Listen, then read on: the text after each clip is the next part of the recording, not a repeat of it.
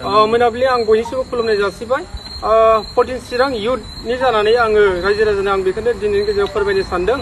नै दाख्लै साननैसो सिगां एक्स डिपुटि चिफ खाम्फा बरगयारिया बे गावखौनो 14 चिरां दुवाराव केन्डिडेट सासे जाबाय होननानै बे फोसावनानै लादों आरो हाइकामान्डनि खोथाखौ मानियाखै। बे हाइकामान्डनि गोजौआव थानानै बियो खामानि मावनो नागिरदों आरो जिखिनि नोङो गावनो गावनि केन्डिडेट माबाखौ डिक्लेयार खालामना लाबाय बियो आयेननि बेरेखा जादों, हाइकामान्डनि बारगा मावनाय जादों। जों बेखौ फोरमायो आरो उइनाव आरो जाहाथे नों बिदि खालामनानै लाया, बुंनानै लाया, जों बिनि सायाव जोङो 14 चिरां इयुथनि जानानै जों निन्दा खालामदों आरो लाजिनाय मोनदों। जाहाथे बेफोरबायदि खोथाखौ बुंनो नाङा। हाइकामान्डआ नों डिक्लेयार होयैनि सिगां गावनि टिकेटखौ बोरै डिक्लेयार होना बुंनानै लानो हाखो आं जाबाय सासे केन्डिडेट 14 चिरां दुवाराव होननानै। दा बेफोर साननो थाङा गोबां लासिं सिंनि बाथ्रा।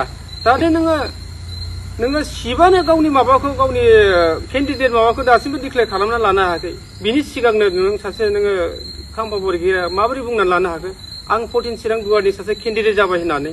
बेथ' एकदम बिराद लासिं सिं बाथ्रा बियो। जों बेखौनो निन्दा खालामो जाहाथे उनाव बेबायदि जों बुंनानै लाया आरो जों गनायनानै लानाय नङा 14 चिरां इयुथ हिसाबै। आरो अल रायजो राजायाबो बेखौ गनायनानै लायाखै, बेखौ दुखु मोननाय फोरमायदों रायजो राजाया 14 चिरां दुवार हिसाबै। दा आङो बेखिनिखौनो फोरमायबाय रायजो राजानो।